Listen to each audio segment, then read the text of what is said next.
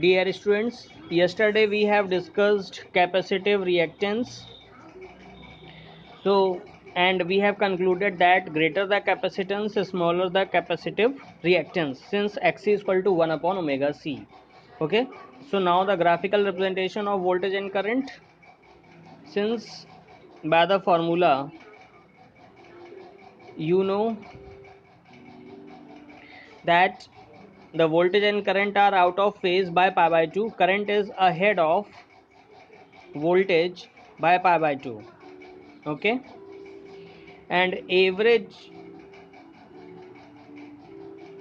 current over a complete cycle is 0 and average voltage over a complete cycle is 0. Since current is ahead of voltage by pi by 2, so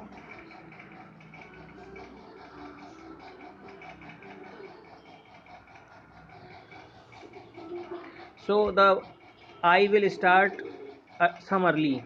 Okay, you have just to pass it from pi by 2.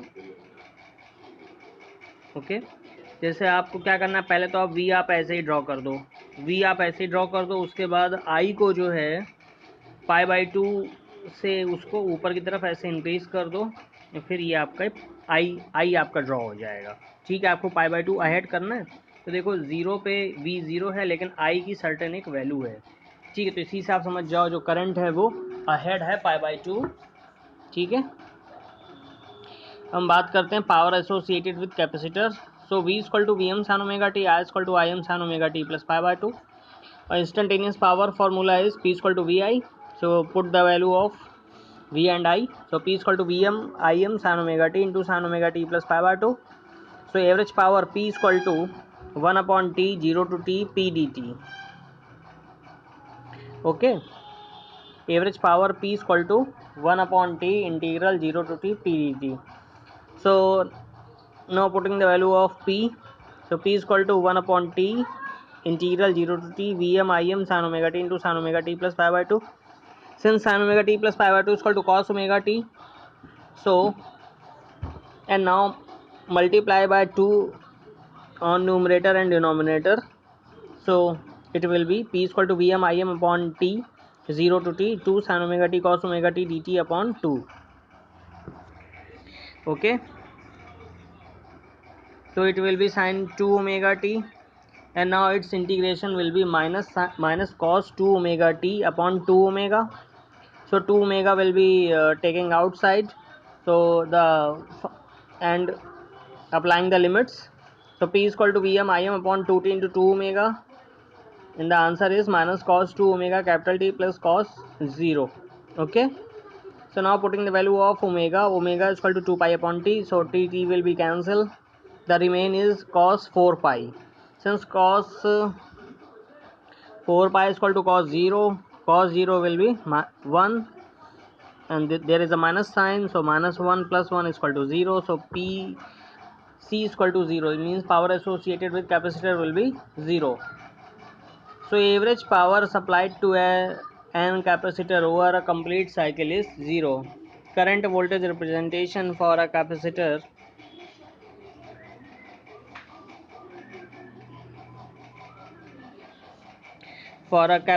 circuit.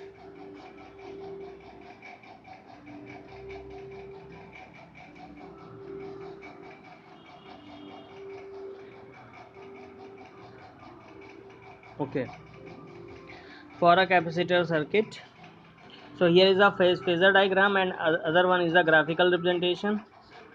Since current is ahead by pi by 2 from voltage, so and you have to take, आपको क्या करना है, आपको एक जैसे पाई by 2 पे या पहले आपको बाय डिफ़ॉल्ट आप वी ड्रॉ करोगे। ठीक है, मतलब एक आपको रेफरेंस के लिए आपको ड्रॉ करना ही है। वी आपको पता है कि वी आपका सिंपल साइन वेव है, तो वी को सिंपली ड्रॉ कर लो। अब जब अहेड करंट को अहेड रखना है, और करंट एक बात और ध्यान रखना है, करंट जो होगी, जो करंट का जो पीक होगा वो वी से लेस होगा। ठीक है, तो ये आपका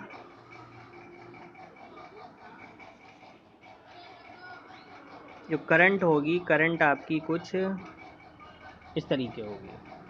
ठीक है, तो यहाँ इसका ये 2 पाई है, यहाँ इसका पाई है, ये इसका पाई/2 होता है। ठीक है, तो ये आपका करंट है और ये आपका V है। तो यहाँ पे कोई एक ओमेगा T1 एक वैल्यू ले लीजिए, तो जहाँ पे ये आई को जहाँ कट करे तो वहाँ पे एक ऐसे एक लाइन ड्रॉ कर दीजिए, जहाँ पे ये V को कट करे वहाँ पे एक लाइन ड्रॉ कर दीजिए। तो V से जो फेज़र बनेगा वो इधर की तरफ बन जाएगा, और क्योंकि ये आपका ओमेगा T1 जैसे बेसिकली क्या करंट क्या अहेड है, तो करंट को आप इस तरफ बनाओगे। सेम होता तो इधर बनाते, लेस होता तो मतलब बिलो होगा तो नीचे की तरफ बनेगा, मतलब लैग करेगा तो नीचे की तरफ बनेगा, अहेड होगा तो इधर की तरफ बनेगा।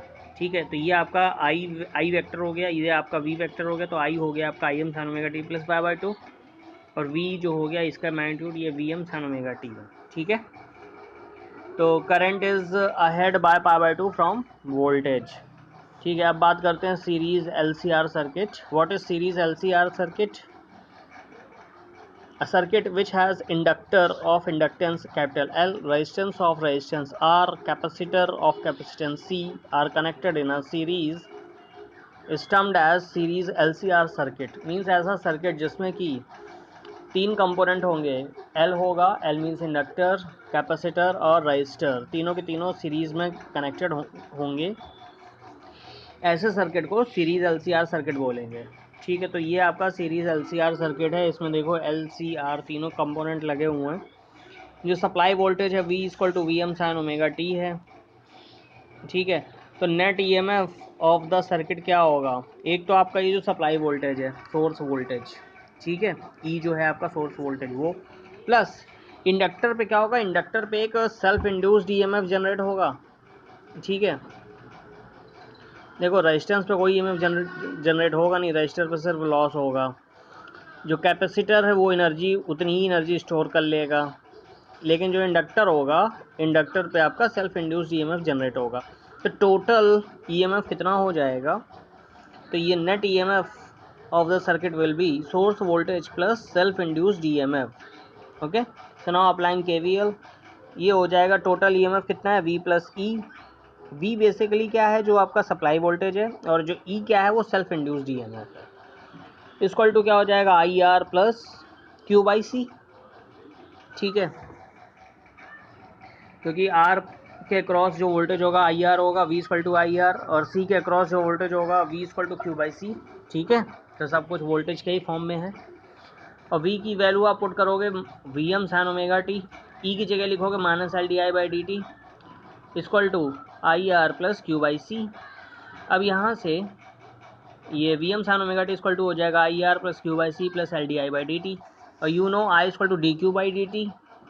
I is what? I is the rate of flow of charge. Okay, now putting the value of I in this equation. So V is equal to sin omega t is equal to R dq upon dt plus Q/C plus L d upon dt, और I की जगह आप लिखोगे dq upon dt. In place of I you will write dq upon dt.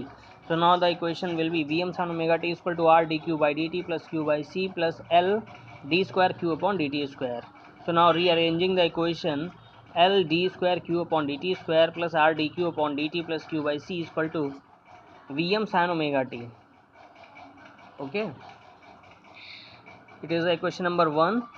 And what is the impedance in a LCR circuit? Impedance is what? It is a resistance associated with series LCR circuit. ठीक है, impedance क्या है? Impedance क्या है? Impedance basically resistance है, वो series LCR circuit का resistance है, बात समझना। ठीक है, जैसे कि प्योर रेजिस्टिव सर्किट में जो रेजिस्टेंस होता है वो रजिस्टर ही होता है, प्योर कैपेसिटिव में जो रेजिस्टेंस होगा वो कैपेसिटर होगा, इंडक्टिव सर्किट में क्या होगा? इंडक्टर होगा। ऐसे ही जब ऐसा सर्किट जिसमें तीनों सर्किट एलिमेंट लगे होते हैं, LCR लगे होते हैं, तो उसमें क्या होता है? उसमें जो रेजिस्टेंस होता है उसको हम जेड से डिनोट करते हैं। ठीक है, कैपिटल जेड, और उसको क्या बोलते हैं? इम्पीडेंस। तो SI यूनिट विल बी ओम, मतलब वही सेम है, जो रेजिस्टेंस की यूनिट है वही इसकी यूनिट। तो जेड इक्वल टू क्या है? यहाँ पे हम इम्पीडेंस ट्रायंगल फॉर्म करेंगे, तो इम्पीडेंस ट्रायंगल जो में क्या है? जो R है आपका रेजिस्टेंस जो है उसको मैंने बेस पे रखा हुआ है। ठीक है, और जो परपेंडिकुलर है वहाँ पे ये एक्स माइनस एक्सएल है, या फिर यहाँ पे एक्सएल माइनस एक्सी भी हो सकता है, ठीक है। जो भी मतलब ग्रेटर होगा उसके अकॉर्डिंग एक्सी माइनस एक्सएल या एक्सएल माइनस एक्सी कुछ भी हो सकता है। और इम्पीडेंस क्या होगा, इम्पीडेंस आपका हाइपोटेनियस से शो होगा। तो यहाँ पे पाइथागोरस थ्योरम अप्लाई कर देंगे तो यही आपका देखो impedance triangle, it is known as impedance triangle. And impedance diagram, from the impedance diagram we get, now applying Pythagoras theorem, z is equal to under root r square plus xc minus xl whole square.